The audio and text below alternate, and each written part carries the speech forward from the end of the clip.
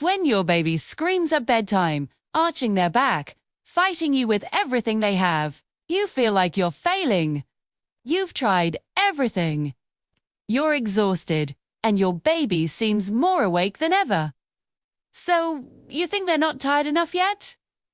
But here's what's actually happening. That wired behavior, it's not energy, it's panic. Their body is flooding with stress hormones because you already missed the window. And now their own biology is keeping them awake. Tomorrow morning, when you look at their face in natural light, you're going to see physical proof of this on their body. In this video, I'm going to show you exactly what those signs are and the specific fixes that work in as little as 3 days. Let's start with the one that confuses almost every parent. Your baby seems wired instead of tired. By all accounts, your baby should be falling apart right now. It's been hours since their last nap, but instead, they're bouncing off the walls, laughing hysterically, crawling at lightning speed, and you think, well, I guess they're just not tired. But watch what happens when you finally get them down. They scream, they fight, and when they do fall asleep, they're up again in 30 minutes. This is cortisol. What looks like hyperactivity is actually your baby's stress response. When they've been awake too long, their body releases cortisol, the same hormone that floods your system when you're running late or stuck in traffic. For your baby, that cortisol surge gives them what looks like energy. But it's not real energy. It's their nervous system in panic mode. And the more tired they get, the more wired they become. It's a frustrating cycle. You wait for them to look tired, but by the time they're hyperactive, it's already too late. So, what do? Start watching for early sleep cues before the cortisol kicks in. Yawning, eye rubbing, that glazed, distant stare. These are the golden tickets to a peaceful bedtime. These subtle signs tell you their sleep window is opening. If you catch it then, their body is primed for sleep. Miss it, and you're battling the cortisol monster. This leads us to the second sign of an overtired baby, one that shows up the next morning. Those dark, puffy circles under their eyes. You might think it's just from a rough night, but it's more than that. Those circles are a direct result of the cortisol surge from the night before. Think of it like this. When you're stressed, you don't sleep well, right? You toss and turn. Your sleep is light and fragmented. The same thing is happening to your baby. The cortisol prevents them from getting into that deep, restorative sleep they so desperately need. So even if they slept for a longer stretch, the quality of that sleep was poor. It wasn't restful. Those dark circles are the physical evidence of that fragmented, non-restorative sleep. And here's the kicker. Poor night sleep leads to poor day sleep, which leads to another overtired evening. It's a vicious cycle that leaves both you and your baby exhausted. To break it, you need to focus on getting ahead of the overtiredness, not just reacting to it. The solution here is all about timing. It's not just about watching for sleep cues, but also understanding their appropriate wake windows. A wake window is simply the amount of time your baby can comfortably stay awake between naps. For a newborn, it might be just 45 minutes. For a 6-month-old, it could be 2 to 3 hours. If you push past this window, you're heading straight into cortisol territory. So, how do you figure out your baby's magic number? Start by tracking their sleep for a few days. Note: when they wake up and when they start showing those early sleepy signs, you'll begin to see a pattern. Once you have a general idea, start putting them down for their nap or bedtime about 15 minutes before you expect them to get tired. This proactive approach prevents the cortisol surge and allows their natural sleep hormones to take over. This one shift can transform your bedtime battles into a calm and predictable routine. The third sign is what I call disaster naps. These are the naps that are only 20 or 30 minutes long. You spend more time trying to get them to sleep than they actually spend sleeping. It's incredibly frustrating. You think they must not need the nap if they're only sleeping for a short time. But the opposite is true. Short naps are a classic sign of being overtired.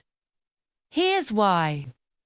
When a baby is overtired, that cortisol in their system makes it hard for them to connect sleep cycles. A typical baby sleep cycle is about 45 to 50 minutes. At the end of a cycle, they briefly stir. A well-rested baby will transition into the next sleep cycle without fully waking up. But an overtired baby, with cortisol still pumping, will jolt awake at the end of that first cycle. They can't bridge the gap. So, what's the fix for these disaster naps? Consistency and an earlier bedtime. If your baby is taking short naps all day, they're accumulating a massive sleep debt. You can't just fix it with the next nap. You need to chip away at that debt with an earlier bedtime. Don't be afraid to put your baby to bed at 6 or 6:30 p.m. if they've had a rough day of naps. This will help them catch up on that much-needed sleep, reduce their cortisol levels, and set them up for better naps the next day. It might feel counterintuitive to put them to bed so early, but it's one of the most effective strategies for breaking the overtired cycle. Within just 3 days of implementing these strategies, watching for early cues, respecting wake windows, and using an earlier bedtime, you will see a change. Your baby will be calmer, their naps will lengthen, and those bedtime battles will become a thing of the past. You'll finally get to see your sweet, tired baby instead of a wired, frantic one. Remember, you're not failing. You're just dealing with biology. Understanding what's happening in your baby's body is the key to solving the problem. So tonight, look for those early sleepy signs. Put your baby down a little sooner than you think you should, and see what happens. You've got this. Thanks for watching, and don't forget to subscribe for more tips to help you and your baby get the sleep you both deserve. Paul, are you pulling your hair out because your baby just won't sleep?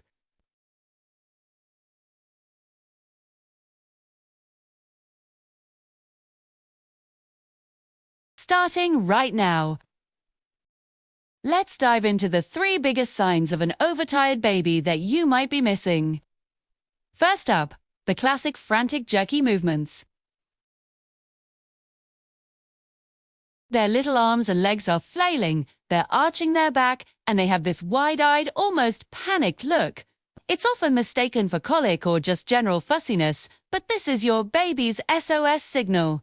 Their little nervous system is overloaded. The moment you see these frantic movements, you have a very short window, maybe 15 to 20 minutes, before a full-blown stress response takes over. Feed. This is when cortisol, the stress hormone, floods their system. So, what's the solution? Put your baby down for their nap or bedtime earlier than you currently are. Try moving that sleep time up by about 15 to 20 minutes. The key here is consistency. Create a predictable pre-sleep routine. This could be a warm bath, reading a book, singing a gentle song, whatever works for your family. This predictability acts like a cue, helping your baby's body recognize that sleep is coming, allowing them to wind down before that cortisol surge even has a chance to hit. The second huge sign is frequent night wakings, and I mean more than what's appropriate.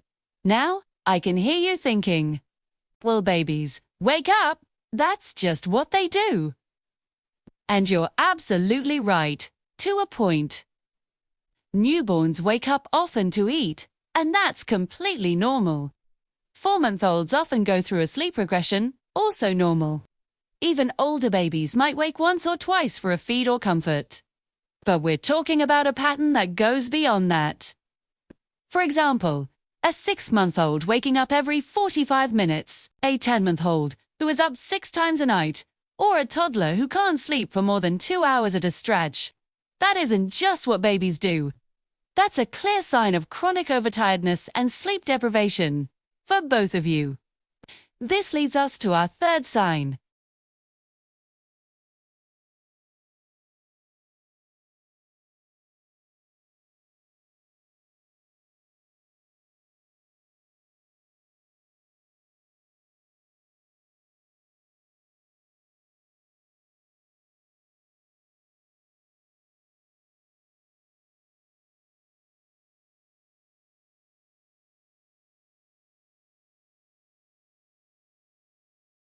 Restful stages of sleep they need for their brain development and physical growth.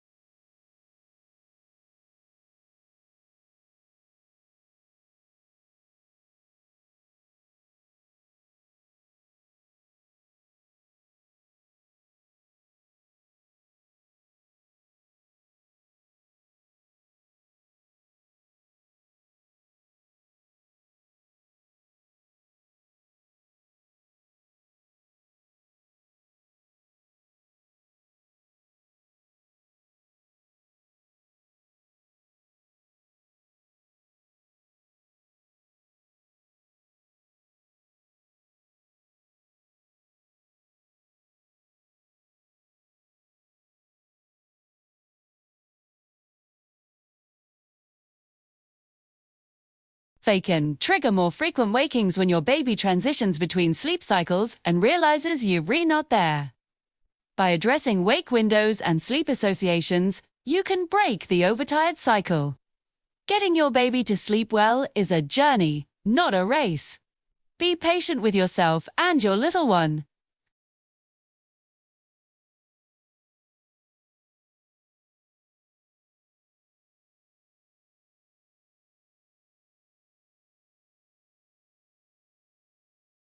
Did you know your baby's body is sending you secret signals that they're overtired? And I'm not just talking about yawning. There are physical signs of exhaustion that most parents completely miss. If you've been struggling with a fussy, cranky baby and nothing seems to work, this might be the reason why. The first big sign. Dark circles or red puffy eyes. I know what you're thinking. Dark circles are for adults after a stressful week. Right. Wrong.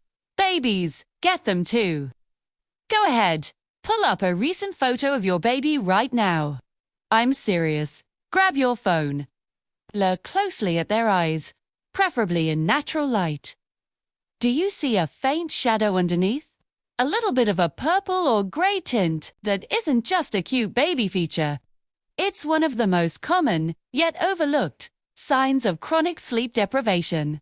When a baby consistently doesn't get enough deep, restorative sleep, their body gets stressed. This stress releases hormones like cortisol, which can cause fluid to build up and blood vessels to dilate, creating those telltale dark circles. Notice these shadows under your baby's eyes, or if their eyes look red and puffy regularly, and not just after a good cry. That is their little body waving a giant red flag. It's screaming, I need more sleep. And trust me, once you learn to spot this, you won't be able to unsee it. So, what can you do about it? The solution is often simpler than you think. Your baby probably needs more total sleep. We're talking about an extra 30 to 60 minutes over a 24-hour period. The easiest and most effective way to add this extra sleep is by moving bedtime earlier. If your baby's current bedtime is 8 p.m., try shifting it to 7:30 p.m. If it's 7:30, try for 7 o'clock. This small change can make a monumental difference in their overall restfulness. Now, a common concern I hear from parents is, won't an earlier bedtime mean I lose precious time with my baby? Here's the amazing part that surprised me when I first started recommending this. A well-rested baby is a more present and engaged baby. The awake time you do have with them will be higher quality. You'll get more smiles, more coos, and more meaningful interaction. 2. You're not losing time. Sure, getting a happier, more content version of your child. Here's another crucial tip. Make their sleep environment as dark as possible. And I mean pitch black. Invest in good blackout curtains. Cover up any little lights from electronics. No night lights. 2. Even a tiny bit of light can filter through a baby's thin eyelids and signal to their brain that it is time to be awake. Light suppresses the production of melatonin, the essential sleep hormone that helps your baby fall asleep, and just as importantly, stay asleep through the night and during naps. Creating a cave-like environment tells their internal clock that it's time for deep, uninterrupted rest. This one change alone can dramatically improve the quality and duration of their sleep. Finally, let's talk about another physical cue: constant eye and ear rubbing. We all know that babies rub their eyes when they're getting sleepy. It's a classic tired sign. But pay attention to when they're doing it. If your baby is rubbing their eyes and even tugging at their ears frequently throughout the day, not just right before a nap or bedtime, this is a sign of something more. It indicates a deeper level of fatigue. They are so overtired that their body is in a constant state of trying to think of it as their system being on high alert, and the rubbing is their attempt to calm everything down. This isn't just being tired. It's a sign that their sleep debt has become significant. When you see this persistent rubbing, it's a clear signal that their sleep schedule needs an immediate adjustment. So let's recap the action plan. First, check for those dark under-eye circles. They're a real sign in babies. Second, try moving bedtime 30 minutes earlier to increase their total sleep. Third, make their room pitch black for every sleep. And fourth, recognize that constant eye and ear rubbing is a sign of severe fatigue. By paying attention to these physical cues and making these simple changes, you can help your baby get the restorative sleep they desperately need. You'll be rewarded with a happier, healthier, and more peaceful baby. If this was helpful, please give this video a thumbs up and don't forget to subscribe for more tips on navigating parenthood. Thanks for watching, and I'll see you in the next video. Hey everyone, and welcome back to the channel. Today, we're diving deep into a topic that so many parents struggle with: baby sleep deprivation. And I'm not just talking about your sleep deprivation, I'm talking about your baby's. It's a tricky subject, and the signs can be surprisingly subtle. But once you know what to look for, it can change everything. One of the biggest red flags, and one that's often misunderstood, is constant eye rubbing. We all know that a tired baby rubs their eyes, right? But what if they're rubbing their eyes right after waking up from a nap? What if they're doing it all day long, seemingly out of nowhere? This is a classic sign of chronic sleep debt. It means they're never truly catching up on their rest. I'll never forget the moment this clicked for me. My daughter was 7 months old, and I had just read that babies her age should be on a tune-nap schedule. So I dutifully dropped her third nap. A few weeks later, I walked into her room after her morning nap, expecting to see her happy, smiling face. Instead, she was vigorously rubbing her eyes. She had been awake for less than a minute. And already her little fists were grinding into her eye sockets. That's when it hit me like a ton of bricks. She'd been doing this for weeks. It wasn't just a sleepy sign before a nap. It was a constant state of being. She was exhausted. My baby's body simply wasn't ready for that 2-nap schedule, no matter what the book said. So, we made a change. We added back that third cat nap, just a short 30-minute nap in the late afternoon. And I'm not exaggerating when I say this. Within 3 days, the constant eye rubbing completely stopped. 3 days. It was a game changer. So, if you're seeing this in your own baby, your first step is to take a hard look at their sleep schedule. Don't just follow a generic guide. Every baby is different. Per reference, a 4-month-old typically needs 3 to 4 naps. A 9-month-old is usually on 2 naps, and a 15-month-old might be ready to transition down to 1. But these are just averages. If you recently dropped a nap and now your baby is rubbing their eyes all the time, they might need that nap back. Your baby's cues are more important than the calendar. Men. Another crucial element is creating a peaceful transition to sleep. Our world is so stimulating. The bright screens, the constant noise, it can be overwhelming for a little one's nervous system. Try to reduce stimulation for about 20 to 30 minutes before every nap and bedtime. Turn off the TV and your phone. Dim the lights. Maybe read a quiet book or sing a soft song. This calming pre-sleep routine helps their brain and body wind down, making it easier for them to fall asleep and get the restorative rest they need. Sometimes, preventing that overtired spiral with a short cat nap can make all the difference and even lead to better sleep at night. But sleep deprivation does something else, something more insidious that can really make you question yourself as a parent. It dramatically increases clinginess and separation anxiety. Picture this. It's 10 a.m. Your baby, who used to be perfectly content playing on their mat, happily batting at toys and cooing at the ceiling fan, is suddenly a different child. Eating. The moment you put them down, they let out a blood-curdling scream. Not just a fuss, a full-on gut-wrenching scream, like you've just abandoned them in a crowded parking lot. You rush to pick them up, and instantly, they're calm. They snuggle into your shoulder, and all is right with the world. You think, okay, false alarm. You wait 5 minutes, trot, put them down again, and the screaming immediately resumes. You can't leave the room. You can't put them down. You can't even turn your back without triggering a meltdown. Your first thought might be, this is separation anxiety. It's just a developmental phase. And while separation anxiety is a very real part of development, chronic overtiredness pours gasoline on that fire. A well-rested baby can handle small separations much better. They have the emotional reserves to feel secure while you step away for a moment. But an exhausted baby has no coping skills left. Their nervous system is on high alert. And being separated from their primary source of comfort feels like a genuine threat. Their clinginess isn't a manipulation. 2. It's a desperate plea for security when their little world feels overwhelming. So, if you're normally independent, baby has suddenly become your permanent shadow. And you're feeling touched out and exhausted yourself. Consider the possibility that the root cause isn't just a behavioral phase, but a sleep deficit.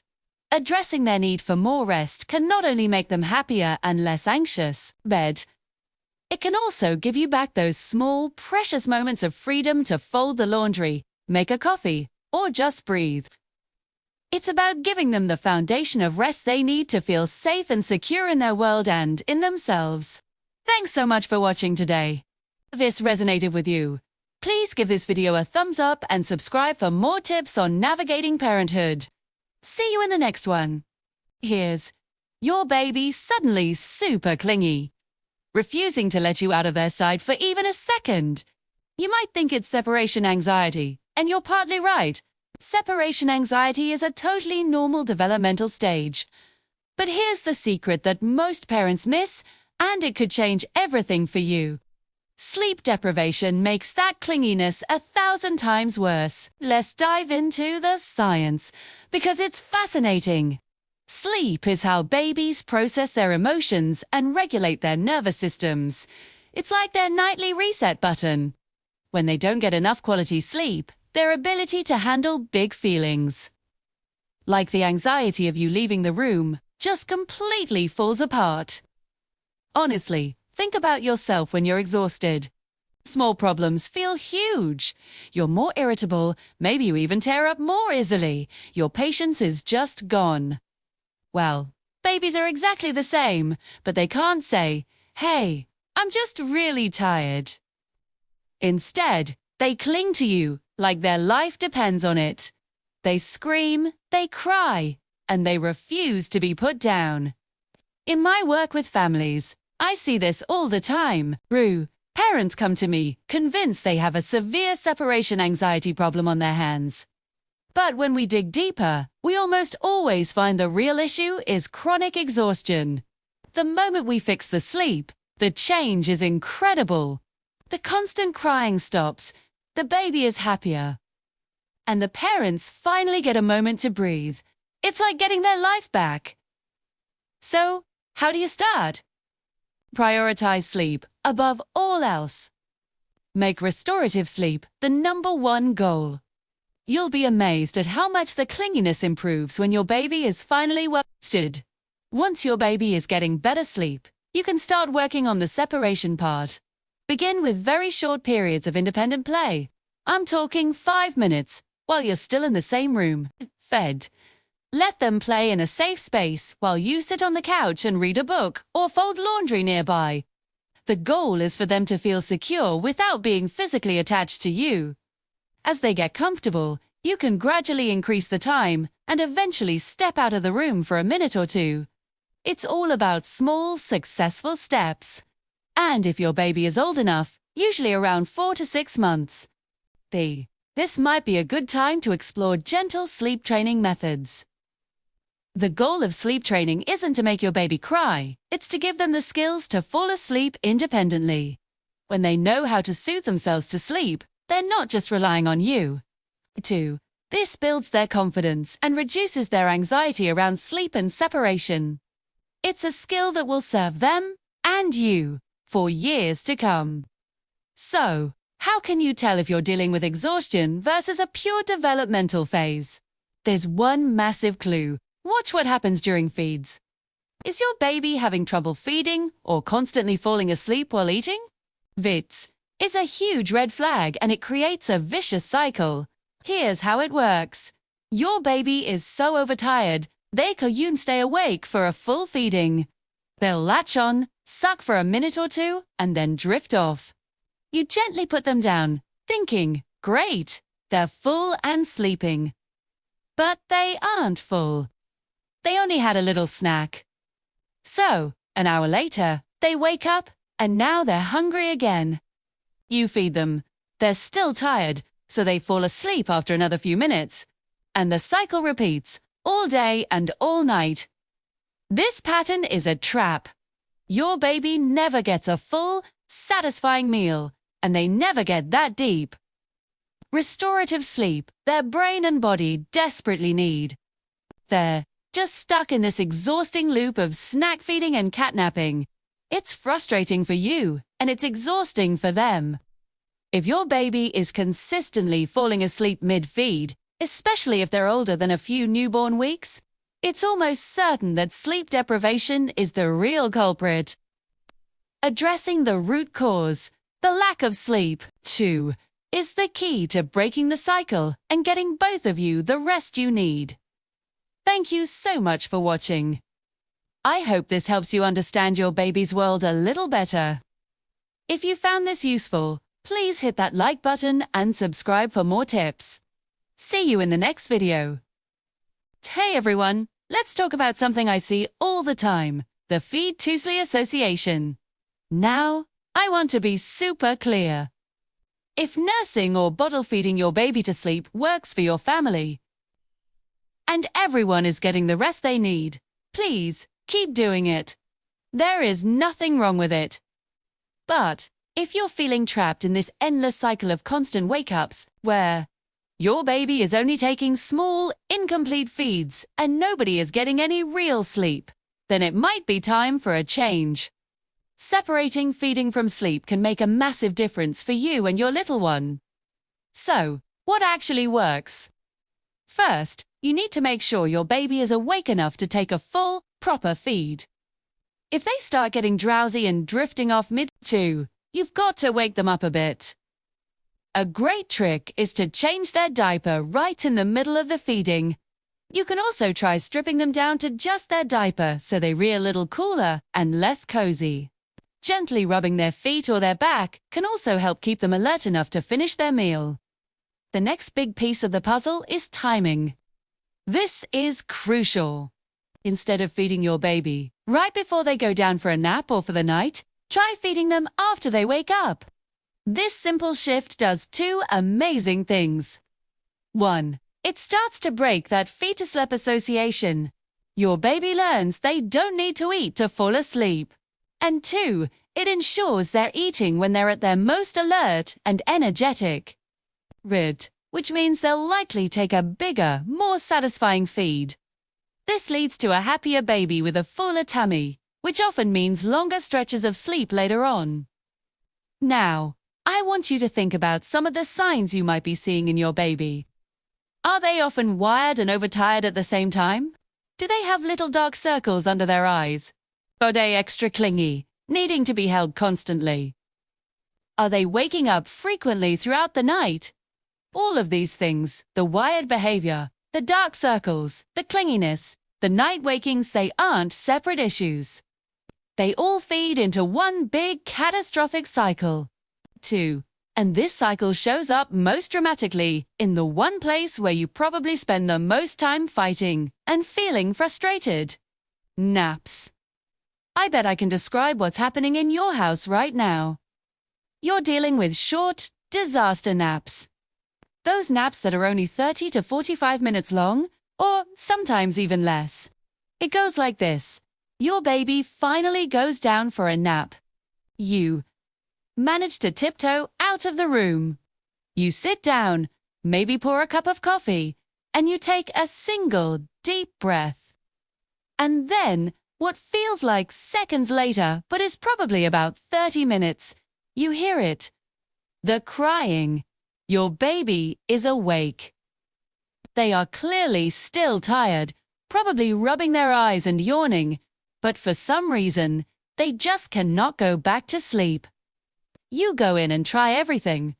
You try rocking, shushing, maybe offering a pacifier.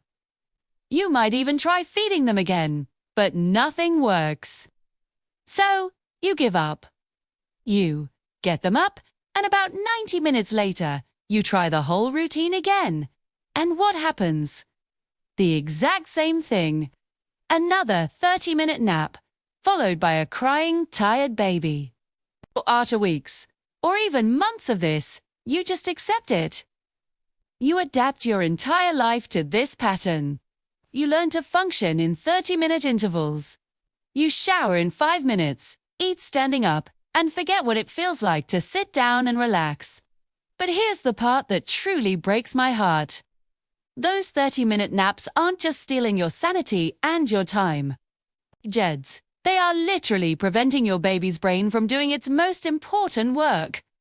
That precious nap time is when your baby's brain is supposed to be processing emotions, consolidating memories from their awake time, and producing essential growth hormone. Every single short nap is robbing them of that crucial developmental opportunity. Short naps, especially the ones that consistently end right around that 30 to 45-minute mark, are a clear sign that your baby isn't reaching deep, restorative sleep. They are waking up at the end of their very first sleep cycle, unable to transition into the next one on their own. So, what's the solution? How do we fix this? The very first step is to optimize the sleep environment. Think of it as creating the perfect sleep cave. It needs to be dark. And I mean blackout, dash curtains, dash cans, single quotes, T-C, dash hand, dash in, dash front, dash of, dash your face dark. It should also be cool, ideally between 68 and 72 degrees Fahrenheit. And finally, you need white noise. White noise is a huge, non-negotiable tool for naps. It works by masking the sudden, sharp sounds that can easily wake your baby during those light sleep transitions. Think about it. A vacuum cleaner starting up, a dog barking outside, a door closing somewhere in the house. Any of these everyday sounds can pull your baby right out of sleep. Especially at that fragile 30-minute mark when they're trying to connect sleep cycles. A consistent, boring hum from a white noise machine can cover those noises and help your baby sleep right through them. Thanks so much for watching. If this was helpful, be sure to like and subscribe for more tips on getting you and your baby the sleep you both deserve. See you in the next one. Video starts with a close-up shot of the creator, looking empathetic and understanding. Hey there, tired parents, I see you. You're bouncing, you're shushing, you're doing everything you can to get your baby to take a decent nap. And you're still stuck with those frustrating 30-minute cat naps. Yet, you've probably heard a million different pieces of advice, and it's overwhelming. But what if I told you there are a few simple, powerful shifts you can make that will transform your baby's sleep, starting tonight? Let's cut through the noise and get right to what actually works. First up, let's talk about the #1 culprit behind short naps: When a baby is overtired, their body releases cortisol, the stress hormone. It's like their little system is wired and buzzing, making it impossible for them to relax into a deep, long sleep. They might fall asleep from pure exhaustion, but that cortisol surge will jolt them awake as they try to transition between sleep cycles, right around that 30 or 45-minute mark. Sound familiar? 2. The key isn't just getting them to sleep. It's getting them to sleep before that cortisol crash happens. So, how do you beat the overtired monster? You nail those wake windows. This is the magic amount of time your baby can happily be awake between sleeps. But here's the trick most parents miss. You have to put them down before they show those classic sleepy cues like yawning and rubbing their eyes. By the time you see those signs, you're already behind schedule. The cortisol is already creeping in. This brings me to my game-changing 15-minute rule for your baby's ideal wake window. And then aim to put them down for their nap 15 minutes before that window ends.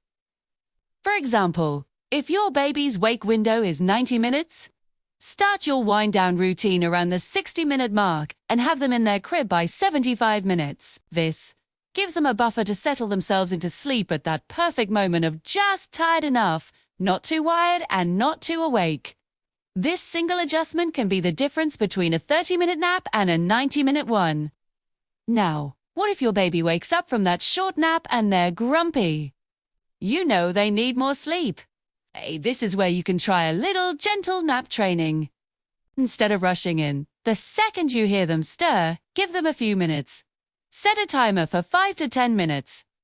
Often, babies will fuss, squirm, and even cry a little bit as they try to connect their sleep cycles.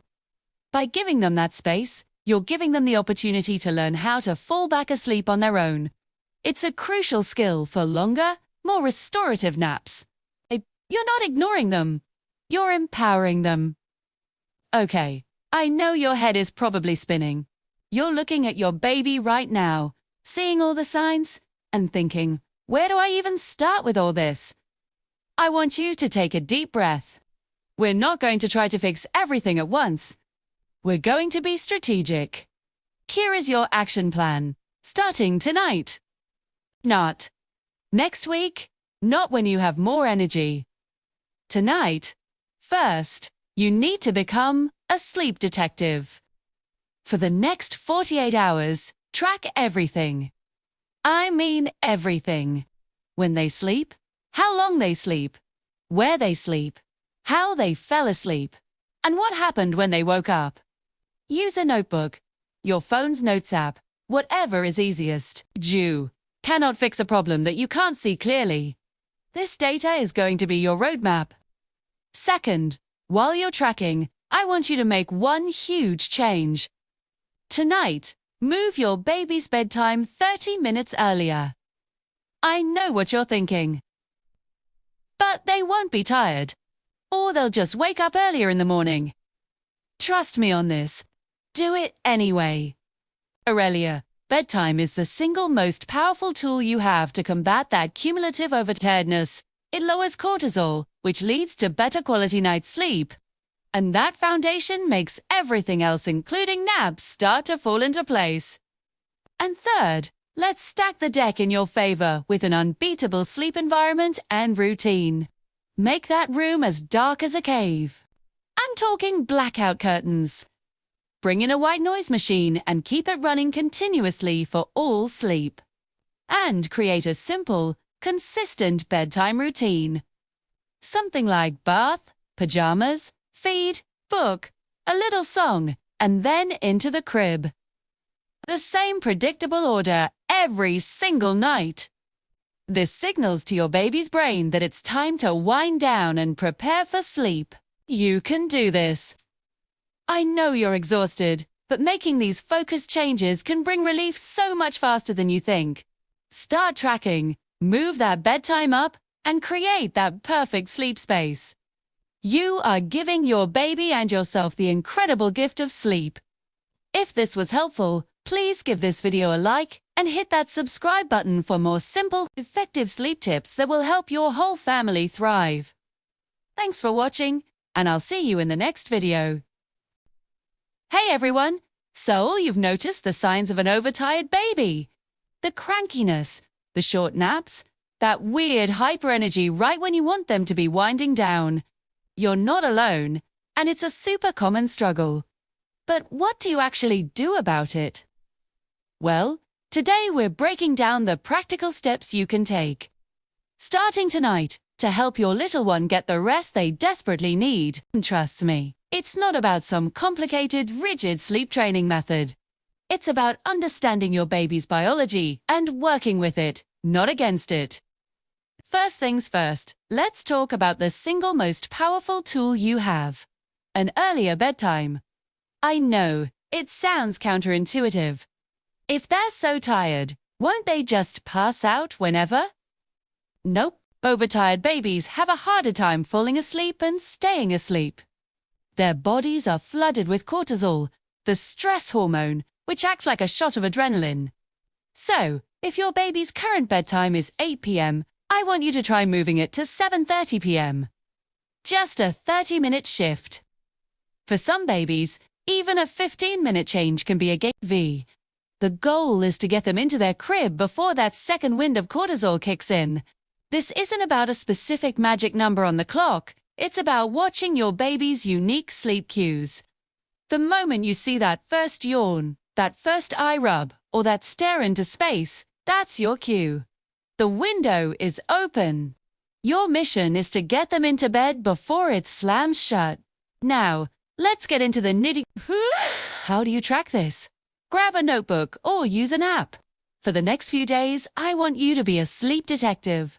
Write down when your baby wakes up, when they start showing sleepy cues, when they actually fall asleep for naps, and how long those naps are. Do the same for bedtime. This data is gold. After a few days, you'll start to see patterns. You'll notice, oh, he always gets fussy around 6:15 p.m. Her naps are always a disaster if she's awake for more than 2 hours.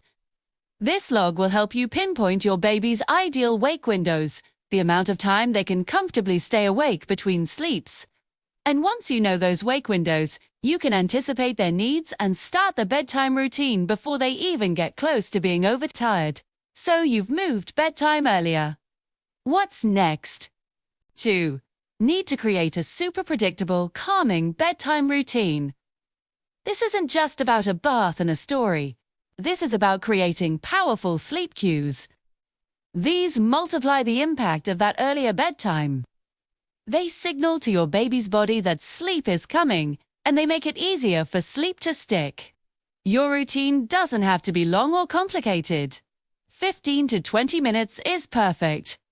It could be a warm bath, a gentle massage with some lotion, putting on pajamas, reading 1 or 2 quiet books, a final feeding in a dimly lit room, and then into the crib with a key phrase like "Night-night, I love you." The key is consistency. Do the same things, in the same order, at the same time every single night. This predictability is incredibly reassuring for a baby. It tells their brain, "Okay, this is happening. Now it's time to power down." Then you wait. You stay consistent. You give it a full week. Research shows you need to be consistent for at least 3 to 4 days, ideally a full week, before you'll see real improvement. After a week, reassess. Is your baby sleeping better? Are those signs of overtiredness improving? If not, it's time to tweak your approach. Maybe those wake windows need a slight adjustment. Maybe bedtime needs to move even earlier. A few important reminders here. Every baby is different. What works for one might not work for another, and that's okay. Also, it might get a little harder before it gets easier, especially if you're changing long-standing sleep habits. Your baby might protest the changes initially. That's normal.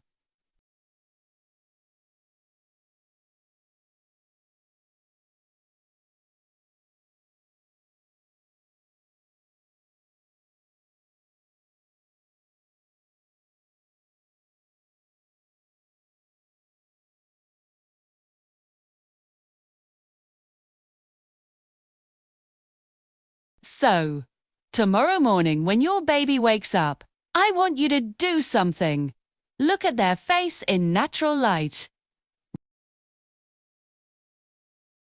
Because if you make even one change tonight, moving bedtime earlier,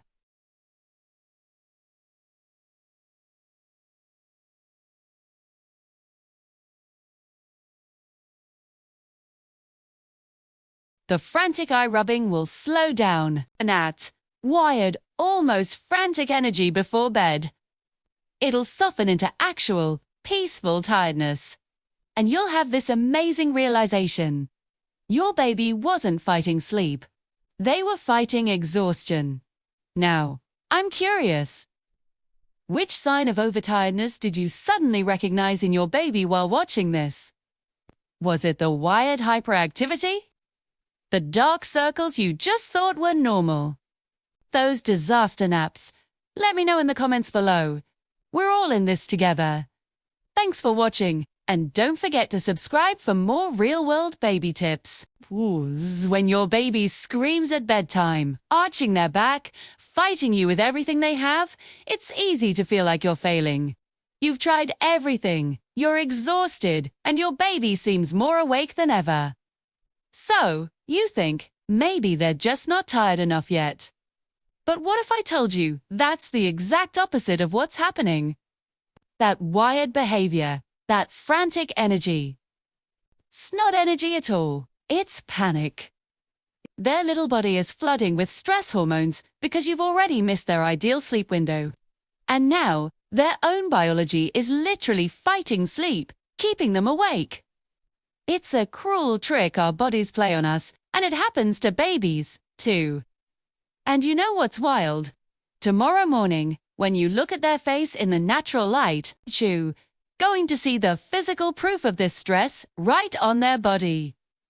Don't worry, you're not alone in this, and you haven't done anything wrong.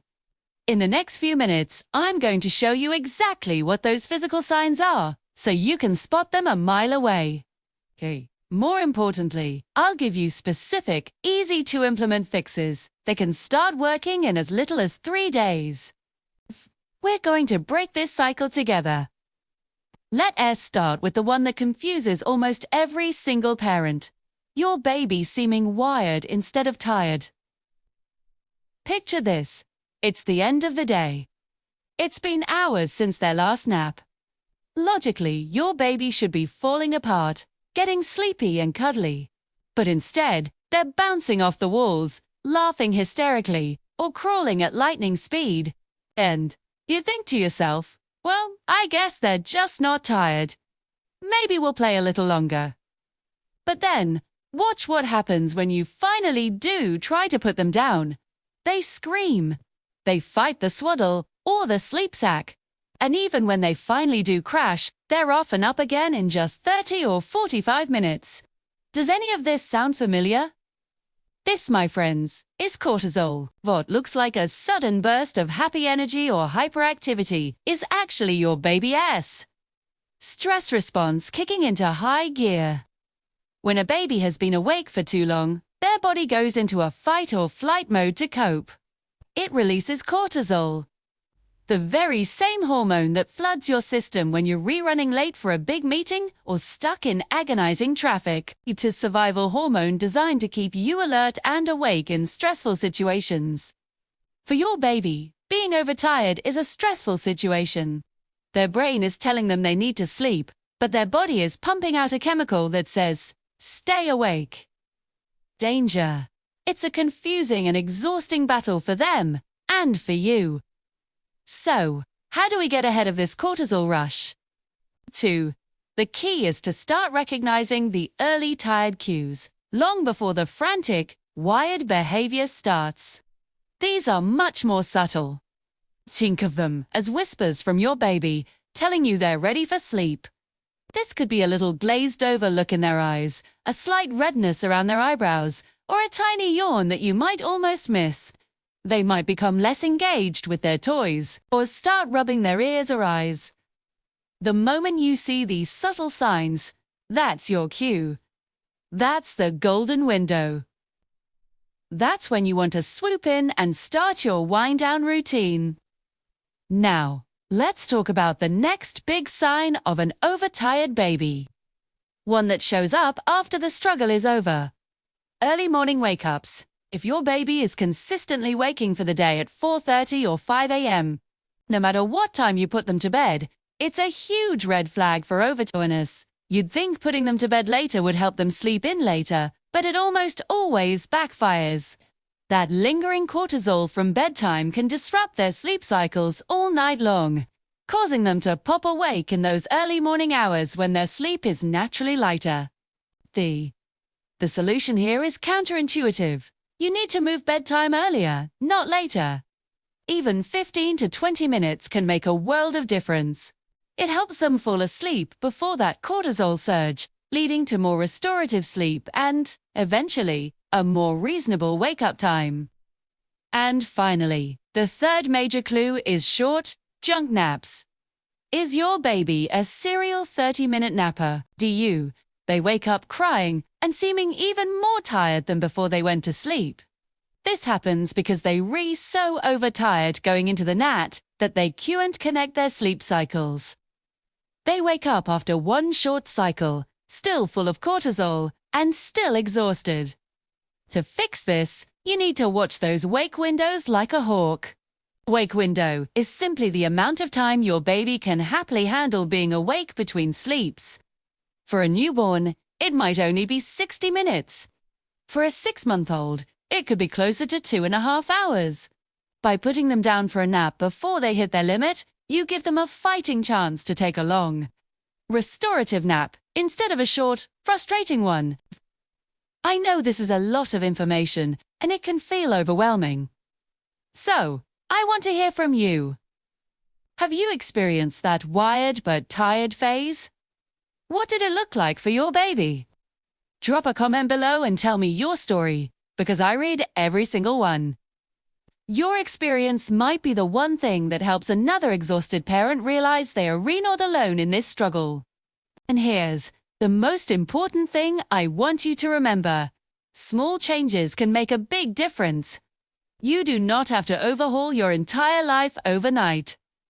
Just try moving bedtime up by 20 minutes, or focus on protecting one nap a day more carefully. These little adjustments can be enough to start shifting the cycle from stress to rest. This video was helpful and gave you a little bit of hope. Please give it a thumbs up.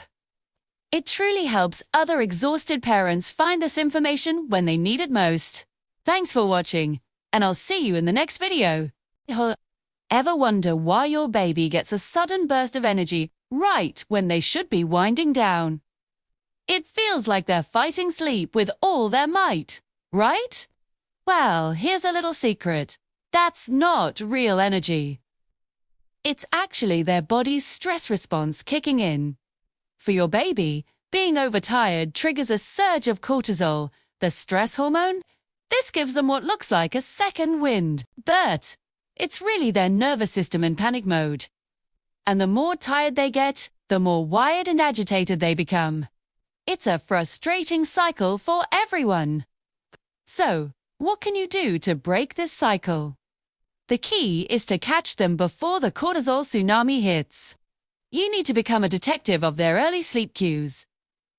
I'm talking about the subtle signs, not the full-blown meltdowns, a little yawn, a slight rub of the eyes, or that classic glazed, distant stare into space. The moment you spot these early signals, your countdown begins. You typically have a window of about 15 to 20 minutes. Before that stress response takes over and makes it incredibly difficult for them to settle. The solution is simpler than you might think. Put your baby down for sleep earlier than you currently are. Try moving bedtime or nap time up by just 15 to 20 minutes. This small shift can make a world of difference. To make this even more effective, create a consistent, predictable pre-sleep routine. It doesn't have to be complicated. A warm bath, a quiet book, a gentle song, whatever works for your family and creates a calm environment. This predictability acts like a signal to your baby's body, helping it recognize that sleep is coming long before that cortisol surge has a chance to hijack the process. Now let's talk about another huge sleep challenge. Frequent night wake. Your baby is waking up all night long. You might just be thinking, well, babies wake up. That's just what they do. And to a certain extent, you're right. Newborns absolutely need to wake frequently to eat. It's essential for their growth.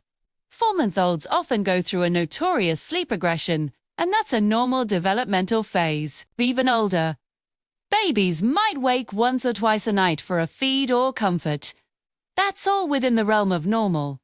But a 6-month-old waking every 45 minutes, a 10-month-old who is up 6 times a night, or a toddler who can't string together more than a 2-hour stretch of sleep. That's not just babies being babies. That's a clear sign of sleep deprivation for both them and you. And it's exhausting. Here's the paradox that a lot of research points to. Too little sleep during the day almost always leads to worse sleep at night. It seems counterintuitive, doesn't it? You'd think a tired baby would sleep better, but it's the opposite. When babies don't get enough restorative sleep during the day, they start the night already in a state of sleep debt. Their cortisol levels are already elevated from being overtired all day. Their little nervous systems are on high alert, making it harder to fall into a deep, restful sleep and stay there. So, what's the fix for these endless night wakings? You need to become an expert on your baby's wake windows. A wake window is simply the amount of time your baby can comfortably stay awake between sleep periods. Think of it like their energy gas tank. A tiny 2-month-old has a tiny tank. They might only be able to handle being awake for 45 minutes to an hour. A 6-month-old's tank is bigger. Maybe they can manage 2 to 2.5 hours. A 1-year-old might be able to go for 3 to 4 hours. You're stretching these wake windows for too long. Thinking it will make them sleepier, you're unintentionally setting yourself up for those frequent night wakings. So, take a close look at your daily schedule. Make sure your baby is getting enough daytime sleep. Protect those naps like they're gold. Holiday. Also, consider addressing any sleep associations that require you to intervene every time they wake up, like always feeding or rocking them back to sleep. These habits, while born from love, can often trigger more frequent wakings, because your baby doesn't know how to get back to sleep without them. A well-rested baby is a happier baby, and that means a more rested and happier you. 2. I hope these tips help you and your little one get the rest you both deserve. If you found this helpful, please give this video a thumbs up and subscribe for more aha moments about baby sleep. Thanks for watching. Jitu. Know that when your baby is sleep deprived, it doesn't just make them fussy. It actually shows up on their face in a way you might have completely missed. That's right, I'm talking about dark circles. Go ahead, grab your phone and pull up a recent photo of your baby. Look closely at their eyes, especially in natural light. Do you see a faint shadow under their eyes, maybe a purplish or grayish tint? We usually think of dark circles as an adult problem, something that pops up after a late night or a stressful week at work. But babies get them too, and it's for the exact same reason: not enough quality sleep. If you consistently see dark circles under your baby's eyes, or if their eyes often look red and puffy, and not just from a good cry, that is a huge physical sign. It's your baby's body literally waving a red flag, showing you that they are not getting the deep, restorative sleep they so desperately need. This isn't just about being tired. It's a sign of a chronic sleep deficit, which can lead to a surge in the stress hormone cortisol. And now that you know what to look for, I bet you won't be able to unsee it. But don't worry, there are simple, powerful things you can do right now to fix this. The solution is actually pretty straightforward. Your baby needs more total sleep. I'm not talking about a huge overhaul. Just an extra 30 to 60 minutes over a 24-hour period can make a world of difference. The easiest and most effective way to add that extra sleep is by moving bedtime earlier. If your baby's bedtime is currently 8 o'clock p.m., try shifting it to 7:30 p.m. If they're already going down at 7:30, try 7 o'clock. Now, a common concern I hear from parents is that an earlier bedtime means less time with their baby in the evening. And I totally get that.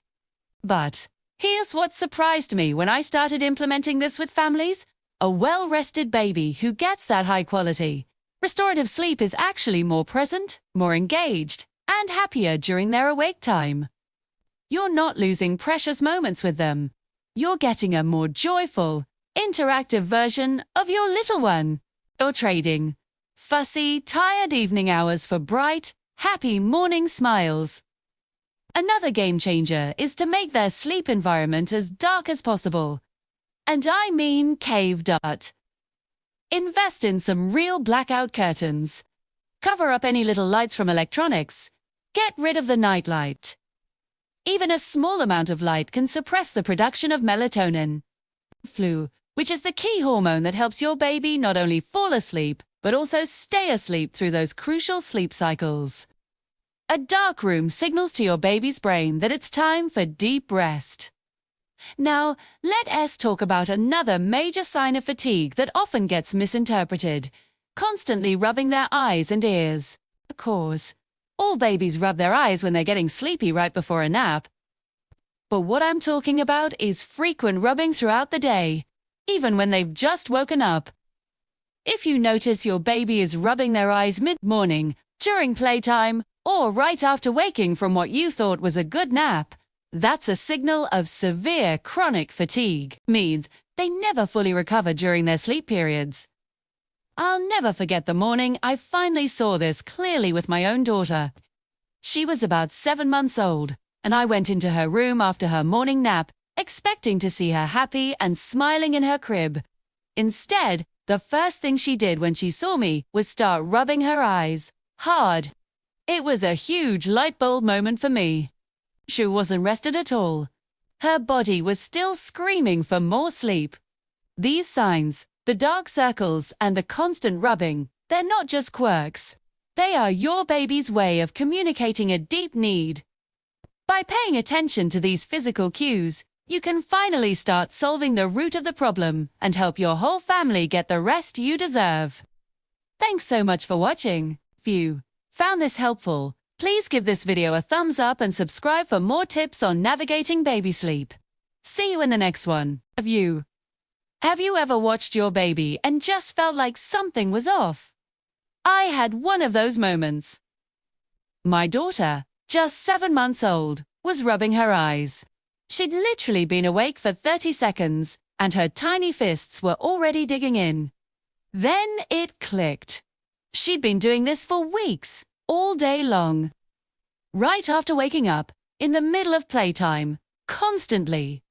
I had recently dropped her from 3 naps to 2. What? Because a book said 7-month-olds should take 2 naps. But her little body clearly wasn't ready for that change. Her constant eye rubbing was a giant red flag, a classic sign of being overtired. So, we took a step back and added that 3rd cat nap back into her routine. It was just a short, 30-minute nap in the late afternoon. And I am not exaggerating when I say this. Within 3 days, the eye rubbing completely stopped. 3 days! That's how quickly her body responded to getting the rest it needed. So, if you're seeing signs like this, your first step is to reassess your baby's nap schedule. Don't just follow a generic guide. Watch your baby. A 4-month-old typically needs 3 to 4 naps a day. By 9 months, that usually drops to 2. Around 15 months, many toddlers are transitioning to just 1 nap. The key is that these are just averages.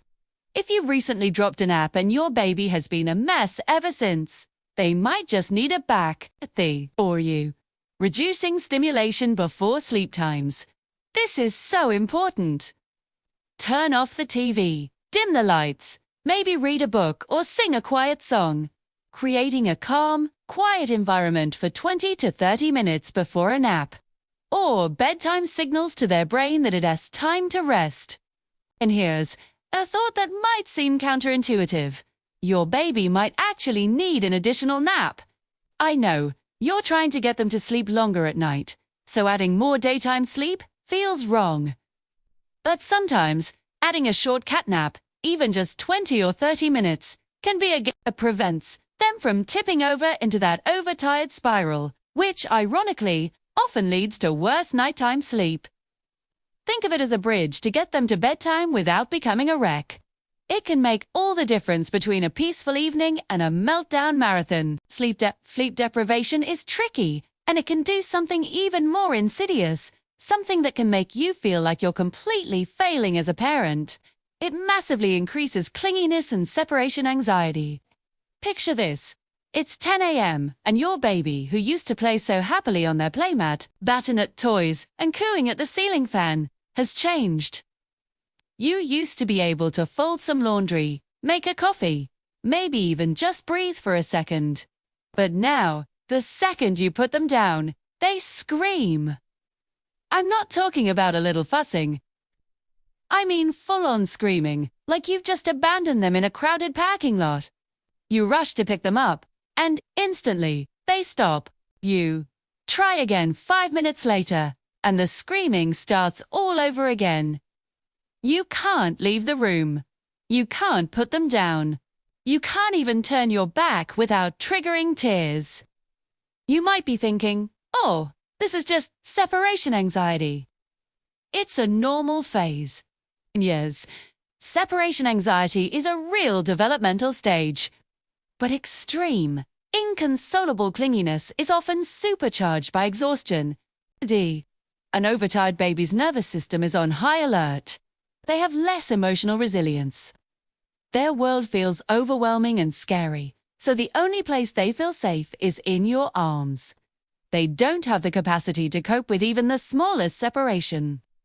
Before you label it as just a phase you have to ride out, consider if lack of sleep is the real culprit. Is your baby fighting sleep, waking up frequently at night, or taking short naps? If so, that clinginess might be a desperate plea for more rest. Addressing the sleep deficit could dramatically improve their ability to play independently and feel secure, giving you both a much-needed break. It's not about creating bad habits. It's about meeting their fundamental need for sleep. Thanks so much for watching. If this resonated with you, give this video a like and subscribe for more tips on navigating parenthood. See you next time. Does your baby cling to you like glue and cry every time you leave the room? You might think it's separation anxiety, and it could be. That's a normal developmental stage. But here's what many parents do not realize. Sleep deprivation can make that anxiety and clinginess so much worse. Let's look at the science. Sleep is when babies process their emotions and regulate their nervous systems. When they're not getting enough quality sleep, their ability to handle feelings, including the stress of being away from you, just falls apart. Think about it. When you're completely exhausted, everything feels harder, right? You're more irritable. You might cry more easily, and your resilience is just gone. Babies are exactly the same, but they can't tell you, "Hey, I'm exhausted." Instead, they cling. They need you for co-regulation because they can't do it themselves. In my work with families, I see so many parents who believe they're re-dealing with severe separation anxiety when the root cause is actually exhaustion. And the relief when we fix the sleep? It's incredible. The clinginess often melts away, so where do you start? Prioritize restorative sleep first. A well-rested baby is a more resilient baby. Once your baby is getting better sleep, you can start practicing short periods of independent play. Start small, maybe just 5 minutes while you're still in the room, and then gradually increase the time. If your baby is old enough, typically around 4 to 6 months, this might be a good time to explore gentle sleep training methods. The goal is to help them learn the skill of falling asleep independently, which builds their confidence and reduces their reliance on you to get to sleep. So how can you tell if it's really exhaustion and not just a developmental phase? One of the biggest clues is what happens during feeds. Pay close attention. A key sign of an overtired baby is difficulty feeding or constantly falling asleep while eating. This creates a vicious cycle that is so hard to break. Your baby is too tired to eat properly. They'll latch on, suck for a minute or two, and then drift off. You might think, great, they're full and sleeping, but they didn't actually get a full meal. So, what happens? An hour later, they're awake again, hungry, and still tired. You feed them, they fall asleep again after just a few minutes, and the cycle repeats. This pattern means your baby never gets a full, satisfying feeding, and they never get that deep, restorative sleep they need. They're stuck in this exhausting loop of snack feeding and catnapping all day long. Your baby is consistently falling asleep during feeds, especially if they're older than a few weeks. It's a huge red flag that sleep deprivation is the real culprit. So, to recap, if your baby is extra clingy, a bit fussy, and falling asleep mid-fed, take a step back and look at their sleep schedule. Improving their sleep might just be the key to a happier, more independent baby and a more rested you. We're all better when we're well rested. If this has been helpful, please give this video a thumbs up and subscribe for more tips on navigating baby sleep. Thanks for watching. Hey everyone, and welcome back to the channel. Today, we're diving deep into a topic that so many of you have asked about: baby sleep. Specifically, that tricky cycle of feeding to sleep and the dreaded short naps. First, let me say this loud and clear. If nursing or bottle feeding your baby to sleep is working for you and your family, and everyone is getting the rest they need, then, please, keep doing what you're doing. There is no one-size-fits-all solution for parenting.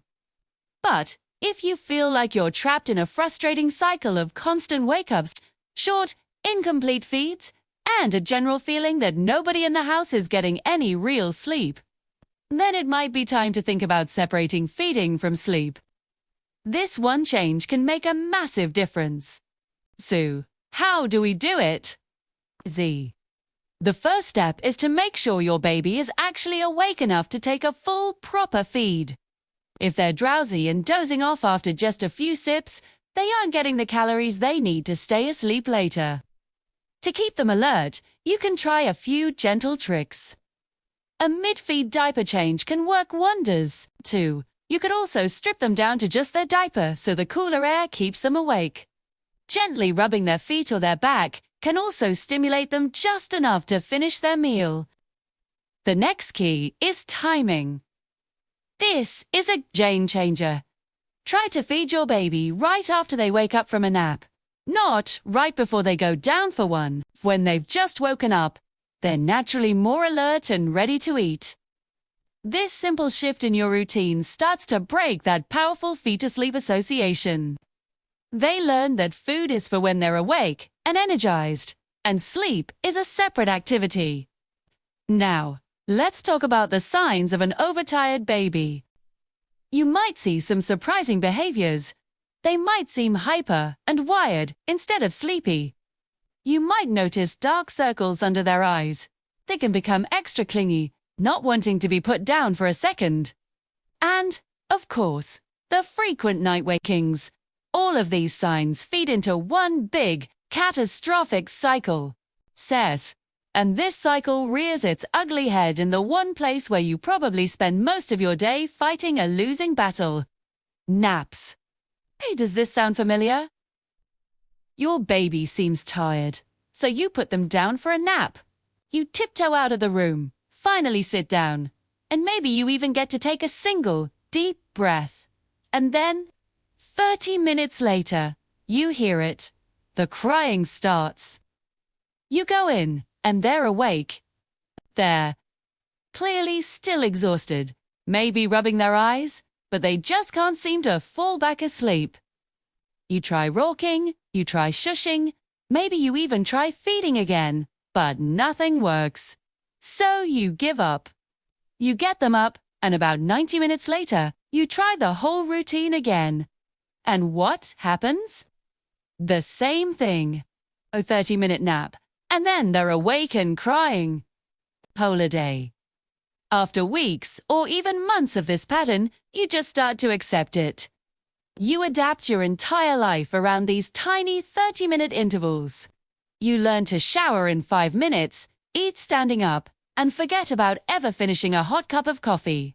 But here's the part that really breaks my heart. Those 30-minute disaster naps aren't just stealing your sanity and your personal time.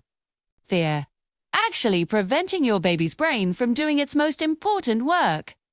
During sleep, a baby's brain processes emotions, consolidates memories, and releases crucial growth hormone.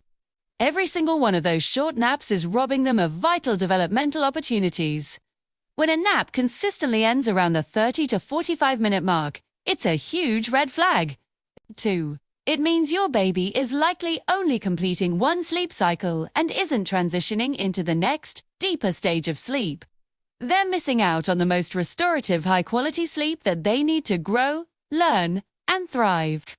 They're essentially just taking the edge off their exhaustion, but never truly getting rested.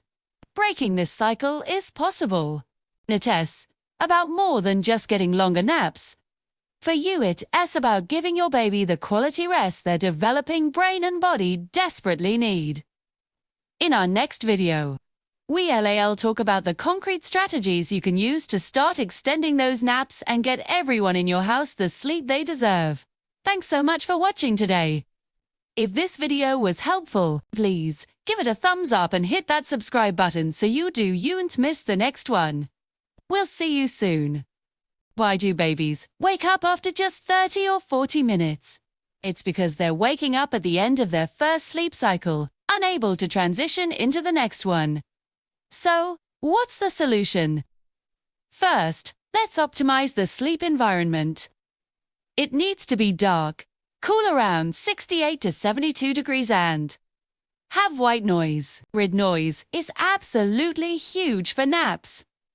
It masks sudden sounds that might wake your baby during those light sleep transitions. Think about it. A vacuum cleaner, a dog barking, a door closing, any of these can pull your baby out of sleep right at that 30-minute mark. So, get that white noise machine running. Second, you have to nail those wake windows. A pure baby goes down overtired.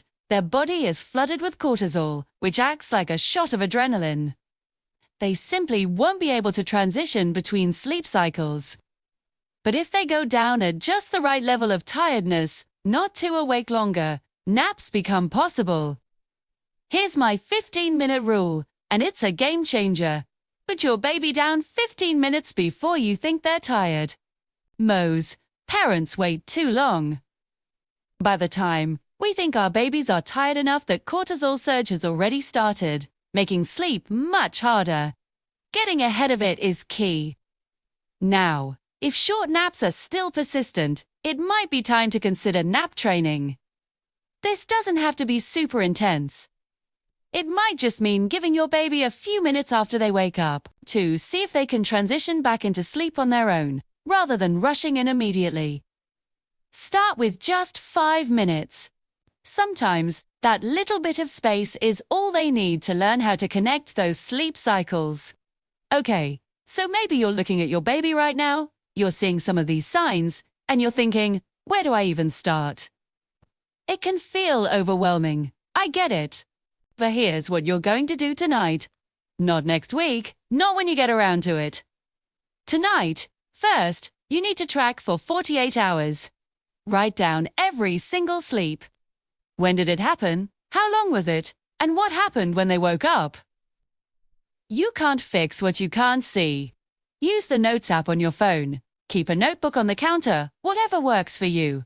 But you have to track it. This data is your roadmap. Second, make one big change. Tonight, move bedtime earlier by 30 minutes. Just do it. I promise, this is the single most powerful intervention you can make. An earlier bedtime equals less cortisol, which equals better sleep. And that starts a positive ripple effect for everything else. I know you're worried they won't be tired. I know you're thinking, but they'll just wake up earlier in the morning. Trust the process and do it anyway. More often than not, an earlier bedtime actually leads to a later wake-up time. Third, stack the environment and the routine. Tonight, get those blackout curtains up. Make the room pitch black. Turn on that white noise machine and lock in a consistent bedtime sequence. Maybe it's bath, book, song, then bed. The key is to do the same order every single night. This predictability signals to your baby's brain that sleep is coming, helping them wind down and prepare for a long, restorative night. Making these changes tonight can set you on a path to better sleep for your whole family. You can do this. Thanks for watching, and don't forget to subscribe for more tips. Ever notice how some nights your baby seems completely wired right before bed? They're rubbing their eyes, yawning, but the moment you try to put them down, they're suddenly wide awake, maybe even hyperactive. You might think they're not tired, but what if I told you they're actually overtired? That frantic energy is a classic sign that their sleep window has closed. It's a stress response. Their little bodies are flooded with cortisol, making it almost impossible to settle down. Many parents miss this. We see hyperactivity and think, oh, they need to burn off more energy. But it's the opposite. They needed to be in bed 20, 30, maybe even 60 minutes ago. This is just one of the sneaky signs of an overtired baby. Another one. Dark circles under their eyes.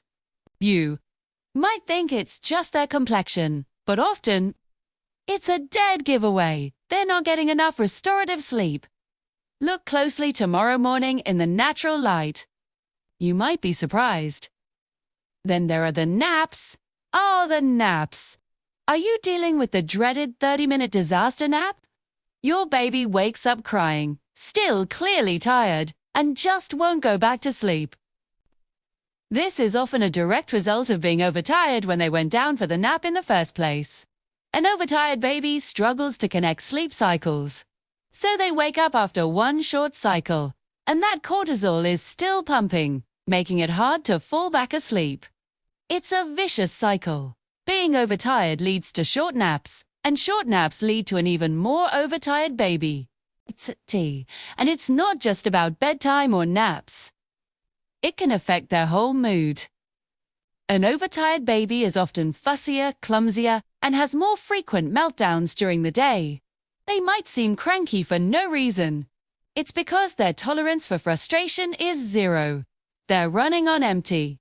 Think about how you feel when you've had a terrible night's sleep. No. Imagine that for a tiny person whose brain is developing at a rapid pace. Sleep isn't a luxury for them. It's a biological necessity. So, what can we do? The single most effective strategy is an earlier bedtime. I know, it sounds counterintuitive. You think an earlier bedtime means an earlier wake-up. But for an overtired baby, it's magic. Pushing bedtime earlier, even by just 15 to 20 minutes, can break the cycle of overtiredness. It allows them to fall asleep before that cortisol rush kicks in, leading to deeper, more restorative sleep, and often a later wake-up time. To make that earlier bedtime stick, you need a solid, consistent bedtime routine. This isn't just about getting tasks done, it's about sending powerful cues to your baby's brain that sleep is coming. A warm bath, a gentle massage, reading a book in a dimly lit room, and turning on a white noise machine.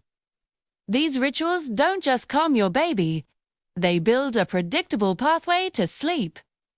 The white noise, in particular, can be a game changer, blocking out household sounds and mimicking the comforting whoosh of the womb. Now, here's the hard part. You have to be consistent.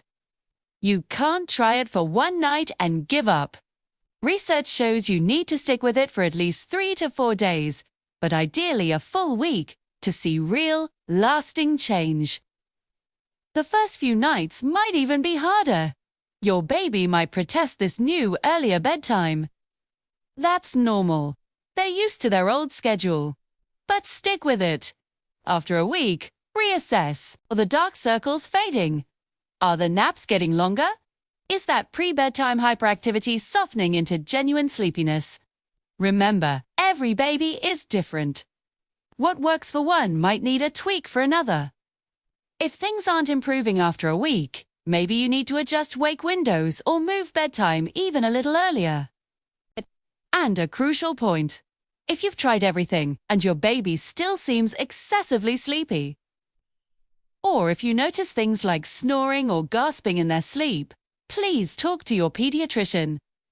It's important to rule out any underlying medical issues, like sleep apnea or reflux. So, tonight, I challenge you to make one small change. Move bedtime 20 minutes earlier. Add a white noise machine to your routine. You might not see a miracle tomorrow, but in a week, you'll start to see your happy, well-rested baby emerge. You'll realize they weren't fighting sleep, they were just fighting exhaustion. Which of these signs did you recognize in your own baby? Let me know in the comments below. Thanks for watching, and don't forget to subscribe for more tips. Do you ever feel like the only one wrestling with a tiny human who thinks sleep is optional? Trust me, you are so not alone. Welcome to the club of perpetually tired parents. I've been there, staring at the ceiling at 3 a.m., wondering what cosmic law I broke to deserve this. But I've also come out the other side, too. And today I want to share the real, unfiltered truths about baby sleep that nobody seems to talk about. We're going to bust some myths, laugh at the absurdity of it all, and most importantly, find some practical ways to get you and your little one more rest without losing your mind. So grab whatever caffeine is getting you through the day, get comfortable, and let us dive into the nitty-gritty of why your baby is sleeping and what you can actually do about it, starting right now. First, let's talk about the biggest elephant in the room, sleep regressions. You hear the term thrown around all the time, right? For months, 8 months, 18 months, too. It feels like a never-ending cycle. But here's the secret. A regression is actually a progression.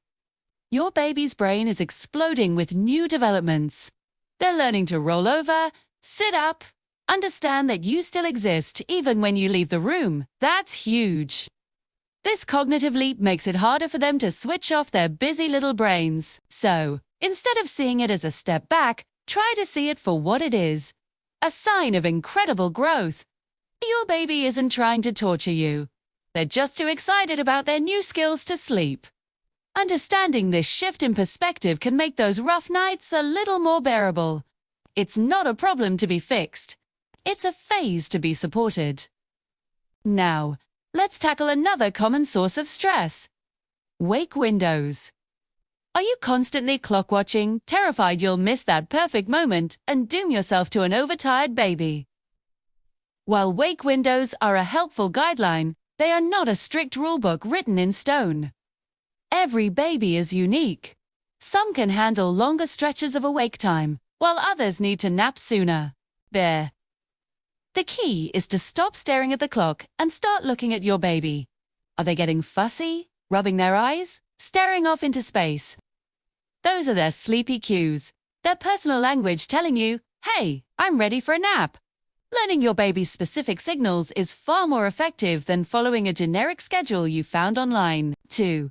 It empowers you to be responsive and builds your confidence as a parent. So use the wake window as a starting point, but let your baby be the ultimate guide. So, what can we actually do when we're in the thick of it? Let's focus on one powerful tool, the bedtime routine. Consistency is your best friend here.